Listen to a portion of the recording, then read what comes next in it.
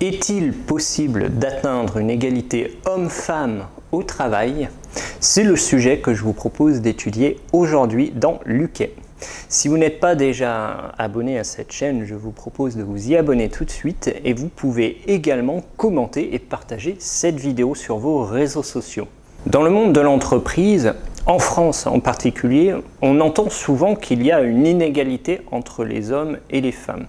Par inégalité, j'entends une inégalité de traitement. On parle par exemple de salaire, on parle de conditions qui ne sont pas exactement les mêmes entre les hommes et les femmes. Alors, d'un point de vue gouvernemental, on a déjà pris des mesures et par exemple, dans les partis politiques ou dans toutes les organisations qui ont un but de gestion commune, c'est-à-dire la mairie, le gouvernement, ou encore toutes les gestions où il y a de la politique, on va avoir une contrainte supplémentaire qui est d'avoir autant d'hommes que de femmes. Alors parfois c'est un peu difficile, mais on essaye de s'en rapprocher. Malgré cette mesure, on constate toujours dans le secteur privé, dans le secteur des entreprises, des inégalités de traitement entre les hommes et les femmes. Alors, peut-on parvenir à une égalité plus ou moins parfaite entre les hommes et les femmes dans le monde de l'entreprise? C'est la question à laquelle je vous propose que l'on réponde aujourd'hui. Pour répondre à cette question, je vais aborder trois thèmes.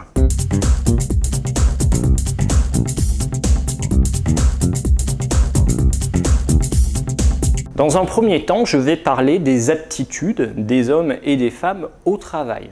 On verra si les hommes et les femmes ont la même capacité à remplir certaines fonctions de l'entreprise. Dans un deuxième temps, je vais aborder l'aspect psychologique et on verra une petite différence qu'il y a peut-être entre les hommes et les femmes. Et enfin, j'aborderai l'une des questions qui est les plus chaudes mais dont on parle peu, c'est le fait que les femmes ont un temps de grossesse qui est de 9 mois et c'est bien souvent l'excuse que l'on utilise pour avoir une différence de traitement entre les hommes et les femmes. Donc, je voudrais aborder cet aspect-là également avec vous dans cette vidéo. Tout d'abord, nous parlons des aptitudes entre les hommes et les femmes. Il est évident que certains travaux manuels, par exemple, lorsqu'on construit une maison, on a besoin de soulever des cairons, des agglos. C'est difficile, c'est lourd. Et il est évident que les hommes ont une aptitude physique qui leur permet de travailler plus facilement dans ce genre de métier. Cependant, il n'est pas interdit de voir des femmes maçons et on peut très bien supposer qu'il y ait des femmes qui soient tout à fait disposées à faire ce métier. D'un autre côté, il y a des métiers où on a l'impression que les femmes sont beaucoup plus aptes à effectuer ce genre de métier. Je veux par exemple prendre le métier des hôtesses d'accueil. Il n'est pas rare de voir que certaines entreprises ne cherchent que des femmes à la place d'hôtesses d'accueil, alors qu'un homme pourrait très bien faire le job. Il s'agit de répondre au téléphone, il s'agit d'orienter les clients, il s'agit de renseigner. N'importe quel humain peut le faire. Au niveau des aptitudes, pour ma part, je considère que les hommes comme les femmes ont à peu près les mêmes aptitudes. Cela va dépendre ensuite des affinités de chacun. Est-ce qu'un homme veut faire tel métier, ou une femme veut faire tel métier ou tel métier? Donc au niveau des aptitudes, on a vraiment la même possibilité et il ne devrait pas y avoir de différence en disant vous êtes une femme donc vous êtes plus faible ou alors vous êtes un homme donc vous ne pouvez pas participer à tel type d'activité. Et je pense qu'ici, quel que soit le sexe de la personne, on peut parvenir à effectuer n'importe quelle fonction au sein de l'entreprise. De la même manière, dans l'évolution de l'entreprise, si un homme est capable d'évoluer d'une telle manière, il n'y a pas de différence avec une femme. Elle est capable d'apprendre les mêmes choses qu'un homme et elle est capable d'avoir les mêmes réactions et le même comportement de travail qu'un homme. Donc dans des métiers de type commercial par exemple ou de type financier, il n'y a pas de raison qu'un homme ou qu'une femme soit plus apte ou moins apte. Et puis on va parfois sortir l'excuse de dire que les femmes sont plus sentimentales, qu'elles ne pensent peut-être moins aux chiffres. Je ne suis pas du tout d'accord ici. Il y a des femmes qui aiment les lettres, par exemple, il y a des femmes qui aiment les chiffres, et inversement, il y a des hommes qui aiment les chiffres et il y a des hommes qui aiment les lettres. Il ne faut pas faire d'amalgame en fonction des prédispositions. Du point de vue des aptitudes, il y a pour moi une égalité exacte, quel que soit l'être humain, et on devrait laisser les gens choisir en fonction de leur affinité et pas imposer un type de candidat précis parce que cela fait partie des clichés. Du point de vue psychologique, je ne voudrais pas faire une différence entre les femmes et les hommes, mais je vais évoquer une différence de comportement, qu'on soit un homme ou qu'on soit une femme. Il y a des personnes qui ont cette tendance à aller chercher le pouvoir, à aller chercher les choses et à oser entrer en conflit avec la direction ou avec des membres de l'équipe. Ces personnes-là, très souvent, elles sont assez affirmées, elles sont assez nerveuses parfois, hein, il faut bien l'avouer, et souvent, ce sont les personnes qui obtiennent le maximum d'avantages et notamment le maximum de salaire. Peut-être qu'il y a une tendance à ce que ce soit plutôt les hommes qui sont ainsi, mais ce comportement n'exclut pas les femmes et certaines femmes vont également chercher le pouvoir et avoir plus d'avantages. Et puis il y a d'autres personnes, que ce soit des hommes ou que ce soit des femmes, qui ont une nature peut-être plus introvertie ou qui vont moins chercher le conflit et qui souhaitent conserver l'harmonie. En fait, ces personnes auront beaucoup de difficultés à atteindre des niveaux de salaire qui sont plus élevés parce qu'elles auront peur d'aller au conflit ou tout simplement elles ne voudront pas aller au conflit parce que cela n'est pas nécessaire. Et ces personnes-là, bien souvent, que ce soit des hommes ou des femmes, sont traitées moins bien que les personnes qui sont allées au conflit. Alors il se trouve que dans les statistiques, on retrouve aujourd'hui beaucoup plus d'hommes qui ont des hauts salaires que des femmes. Et je pense qu'il y a néanmoins ici une différence entre les hommes et les femmes, c'est que les femmes vont chercher plutôt l'harmonie et feront plutôt partie du deuxième groupe qui n'iront pas au conflit pour essayer de garder l'harmonie de l'équipe. Et en ce sens, je pense que les entreprises, peut-être par la loi ou par la bonne séance, si je peux dire, des entrepreneurs, pourraient faire en sorte qu'il y ait une transparence au niveau des salaires. En effet, si on sait que la personne la mieux payée gagne tant, eh bien on peut évaluer ensuite son salaire par rapport à cette personne. Quel travail elle effectue, que ce soit un homme ou une femme, et on peut se repérer à une échelle. Je veux vous donner ici un exemple, c'est l'exemple des militaires. La gendarmerie, par exemple, on a exactement le salaire de tous les grades. Par exemple, si on est un simple soldat, on sait exactement combien gagne le caporal, on sait combien gagne son camarade, on sait combien gagne un sous-officier ou un officier.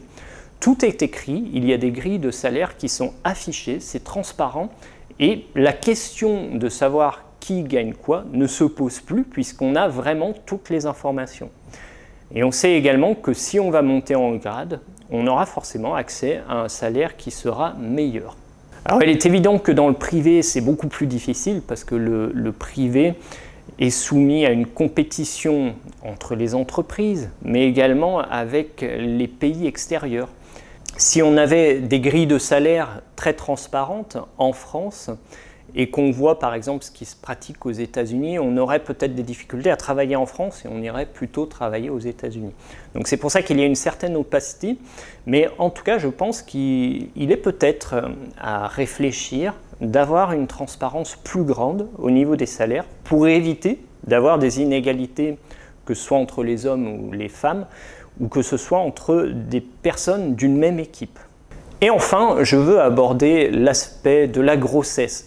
Et oui, les entreprises utilisent souvent cette excuse pour dire, voilà, puisque la femme a été absente pendant plusieurs mois lorsqu'elle a eu son enfant, et si elle a plusieurs enfants, elle est absente plusieurs fois, plusieurs mois, ça fait un trou dans sa carrière et donc elle va manquer d'opportunités et elle manquera le fait de pouvoir augmenter son salaire au fil du temps. Par ailleurs, les postes à responsabilité sont des postes d'opportunité. Donc si vous n'êtes pas présent à ce moment-là dans l'entreprise, on ne vous donnera pas le poste parce que vous n'êtes pas là. Alors, ici, il faudrait se poser la question, est-ce que l'entreprise est une entité qui est seule et qui peut fonctionner toute seule, ou est-ce que l'entreprise est une entité qui est composée d'êtres humains qui sont liés tous ensemble et qui ont le même comportement tous ensemble? Un chef d'entreprise, quoi qu'il en soit, il a eu une mère et sa mère a eu une grossesse, on est bien d'accord. Maintenant, lorsqu'il a des employés, cet entrepreneur pourrait se rappeler que toutes les femmes qui sont présentes dans l'entreprise, potentiellement, elles peuvent avoir des enfants et ces enfants vont donner lieu à des familles. Et forcément, il y a un investissement ici, qui n'est peut-être pas pour l'entreprise, mais qui est pour la société en général. Comment faire pour gérer au mieux les intérêts de l'entreprise et les intérêts de la famille? C'est de dire que les deux intérêts sont communs. Lorsque l'intérêt de la famille est à l'identique que l'intérêt de l'entreprise, à ce moment-là, l'état d'esprit est tout à fait différent. On sait que les personnes qui viennent travailler sont des humains, qu'ils ont une famille, et si la famille va bien, dans ce cas-là, le travail sera effectué correctement. C'est un état d'esprit qui est différent. Peut-être qu'à partir du Covid, on a vu certaines différences avec le travail à la maison. Et on voit qu'il y a un changement ici qui peut s'établir, mais je pense que beaucoup d'entreprises, notamment les grandes entreprises, restent dans le fait qu'il faut faire du chiffre, il faut des gens qui soient opérationnels, qui soient présents, et la vie de famille importe assez peu. Mais cela dit, ce n'est pas tous les grands groupes. J'ai déjà vu certains grands groupes qui avaient un aspect famille qui était privilégié et ils savaient que si l'employé était absent pour s'occuper de sa famille, il n'en demeurait pas moins que c'est un membre de l'équipe qui doit avoir à peu près les mêmes opportunités que ses camarades. Donc il faut garder à l'esprit que toutes les personnes, qu'elles aient des enfants ou non, sont des membres de l'équipe, ce sont des humains. Et ils devraient avoir les mêmes opportunités, qu'ils soient présents ou absents, d'autant plus que l'entreprise parfois appelle les gens malgré leur congé pour leur demander une information précise sur un dossier. Donc ça arrive et je pense qu'il serait de bon ton de considérer les personnes comme des êtres humains qui ont justement cette capacité à donner la vie et pas simplement à les considérer comme des fonctions au sein de l'entreprise. Voilà, j'espère que vous avez compris plus ou moins mon point de vue par rapport à l'égalité homme-femme. Pour résumer, je pense qu'il n'y a aucune différence entre les hommes et les femmes. Qu'on ait une grossesse ou non, qu'on soit malade ou non, on est avant tout des êtres humains et il faut considérer les membres d'une équipe de travail comme des êtres humains qui ont certaines aptitudes, qui ont certaines difficultés parfois et qui ont certaines conditions. Parfois, si on donne naissance à un enfant, il y a des conditions spécifiques. Il faut en tenir compte dans l'entreprise et surtout ne pas exclure des personnes en raison de leur sexe, en raison du fait qu'ils aient des enfants ou en raison du fait qu'ils soient un peu plus faibles moralement pour ne pas aller chercher le conflit. Plus on va valoriser ainsi le fait qu'on soit des êtres humains, plus le travail sera facile et je pense que la plupart des gens qui se plaignent dans les entreprises se plaignent souvent de ne pas être reconnus en tant qu'être humain. Voilà, c'est à méditer. Je vous dis à très bientôt dans une prochaine vidéo.